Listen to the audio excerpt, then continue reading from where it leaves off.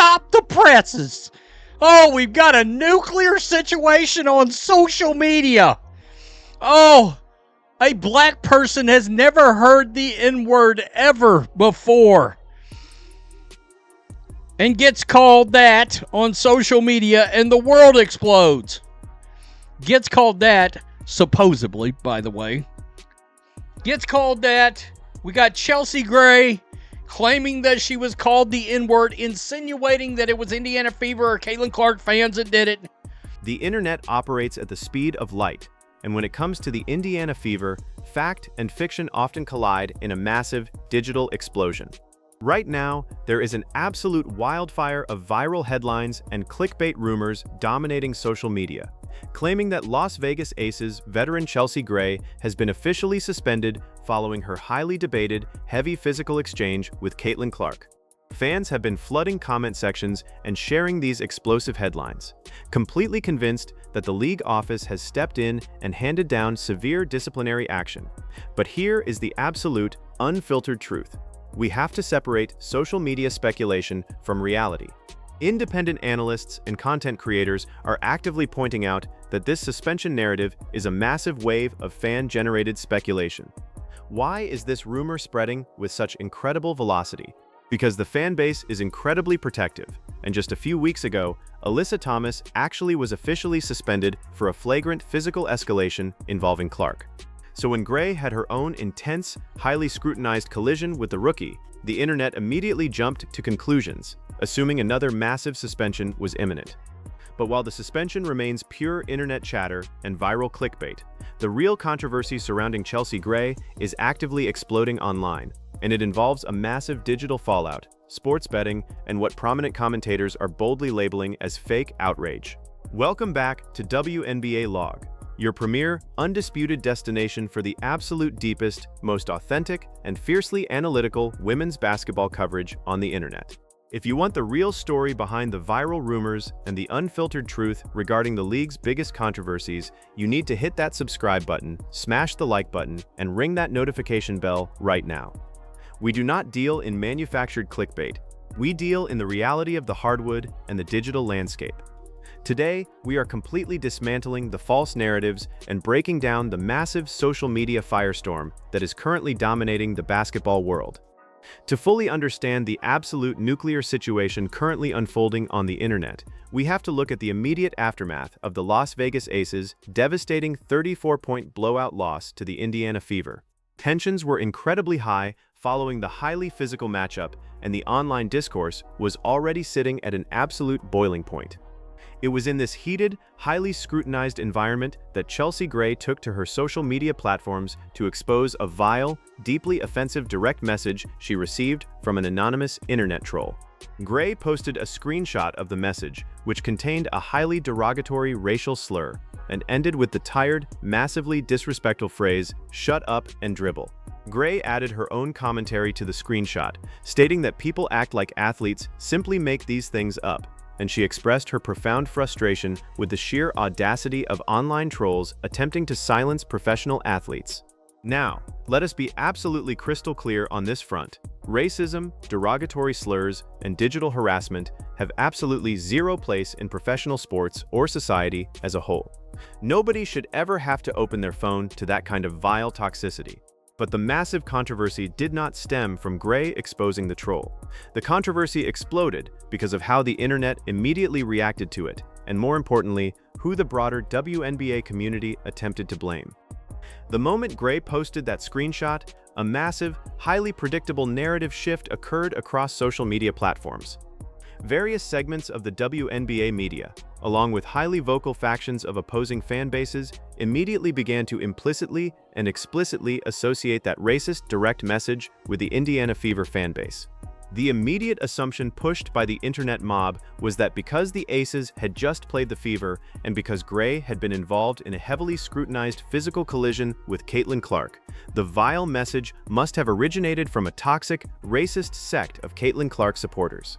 This is exactly where the host of the Black and White Sports YouTube channel stepped in and completely dismantled the mainstream narrative. The host provided an absolute masterclass in independent internet sleuthing and digital accountability, pulling back the curtain on the actual identity of the troll and exposing the sheer absurdity of the blame game. A word that no black people have ever heard before. Now, see, a little known fact is we were talking about this during the member stream. Subscribe to the channel, 4 p.m. Central Time on Fridays, live member stream. We were just talking about the N-word.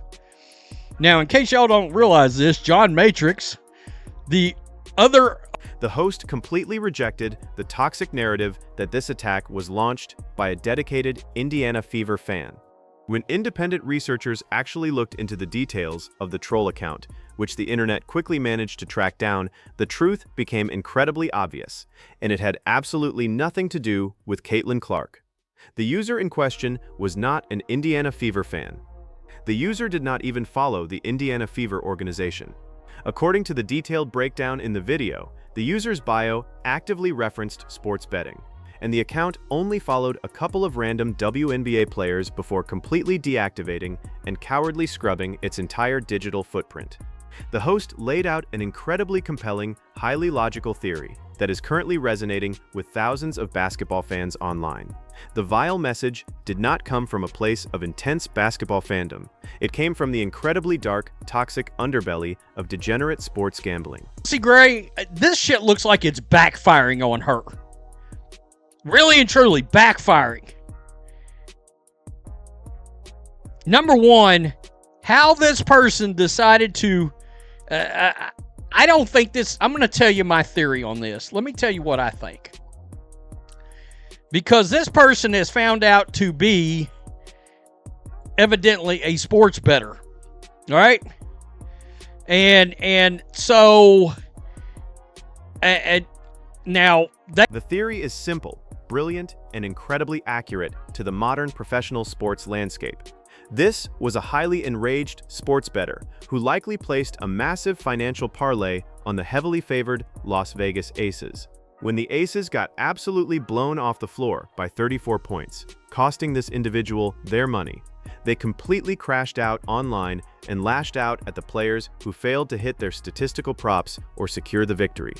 The host brilliantly pointed out that if this person had actually bet on the Indiana Fever, they would have won a massive payout and likely been celebrating the victory. Instead, they lost their wager, threw a pathetic digital temper tantrum, and sent a vile message to an Aces player. This massive revelation led the black and white sports host to deliver a scathing, unapologetic critique of what he labeled as fake outrage. The host openly discussed the theatrical nature of the social media response from certain segments of the league. He argued passionately that attempting to weaponize the completely isolated actions of one rogue, degenerate sports gambler to publicly smear the entire Indiana Fever fan base is not just disingenuous, it is incredibly toxic to the growth of the sport.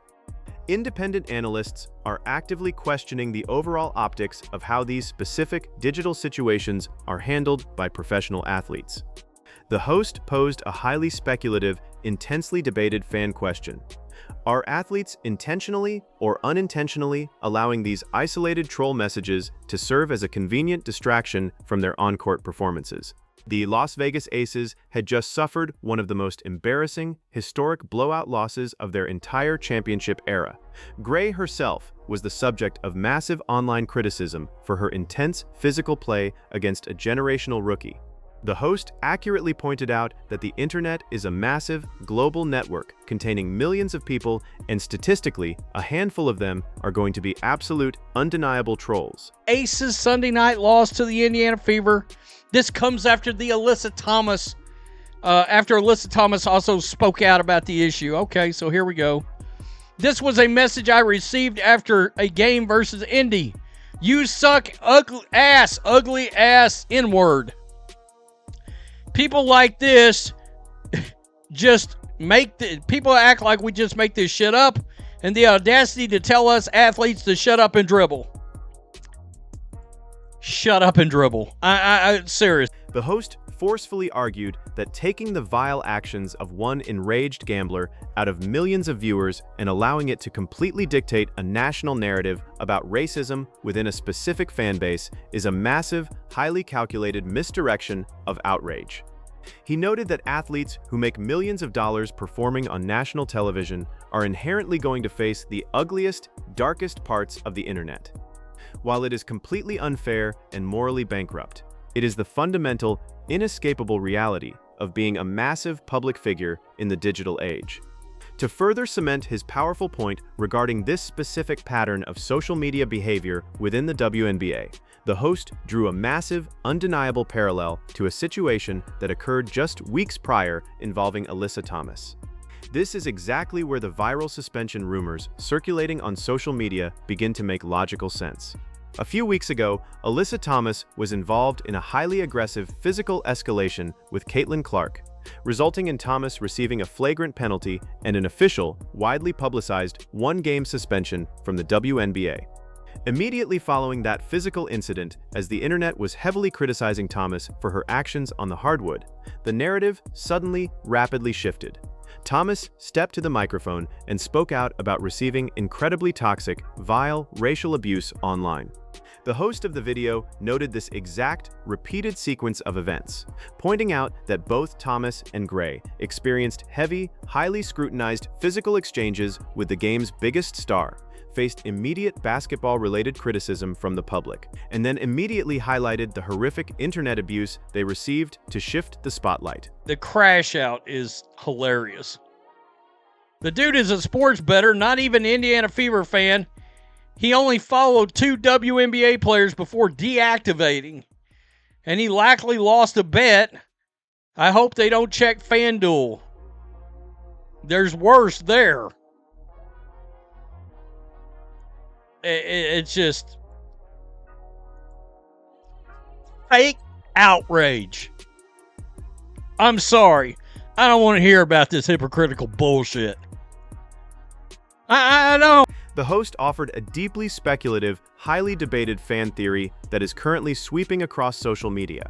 He openly wondered if highlighting these threat narratives and exposing these specific trolls is sometimes utilized as a mechanism to alleviate the intense basketball-related pressure.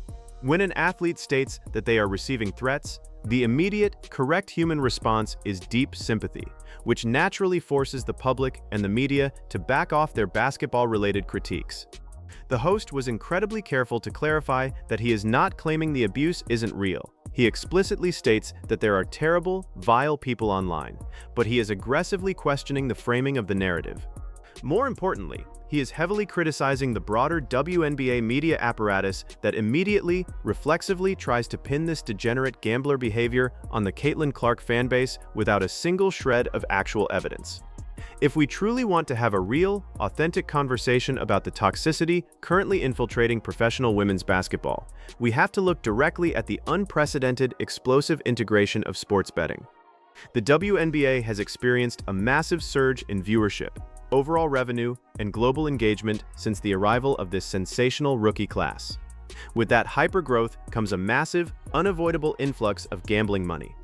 Every single game is heavily scrutinized by thousands of bettors tracking individual player props, point spreads, and massive, high-stakes parlays.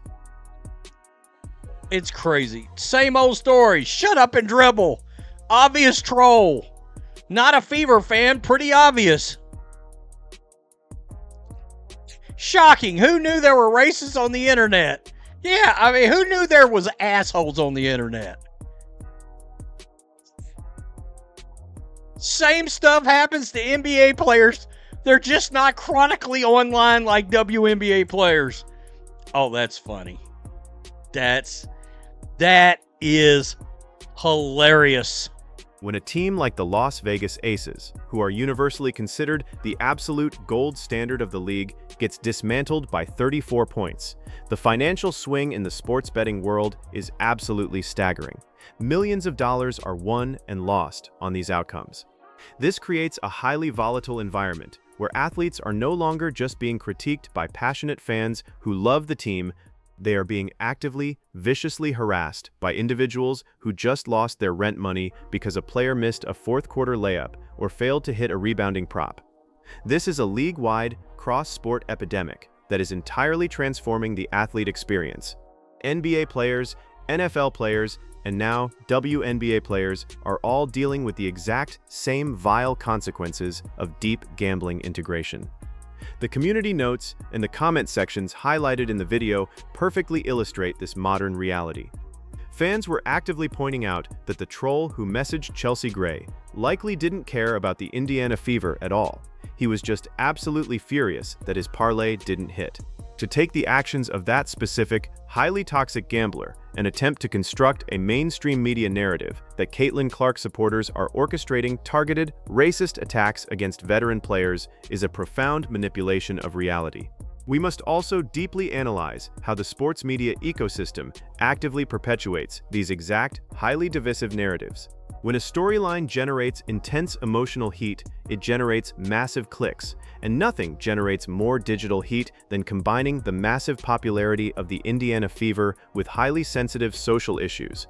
The WNBA media has frequently struggled to navigate the unprecedented gravity of the Caitlin Clark effect. Rather than acknowledging that hypergrowth brings in a massive, diverse, and sometimes incredibly chaotic general audience, including heavy sports bettors, certain analysts have found it much easier to simply point the finger at the new fan base. It is a lazy, reductive, and highly damaging form of sports journalism. The players themselves are caught in the absolute center of this digital storm. Chelsey Mitchell has spoken extensively about the vital need to maintain mental focus and continuity amidst the overwhelming outside noise. The veterans of the league have played for years in relative media obscurity compared to the current blinding climate. The sudden spotlight of playing against the Fever means that every single physical interaction is caught on camera, slowed down, and debated by millions of people. When you combine that unprecedented scrutiny with the intense pressure of a grueling regular season, it is completely understandable that frustrations boil over. But as the independent analysts are heavily arguing, the absolute worst possible solution is to weaponize internet trolls against a specific fan base. The true solution is massive transparency, digital accountability, and a league-wide recognition of the true source of the toxicity, the unregulated, highly emotional world of sports gambling.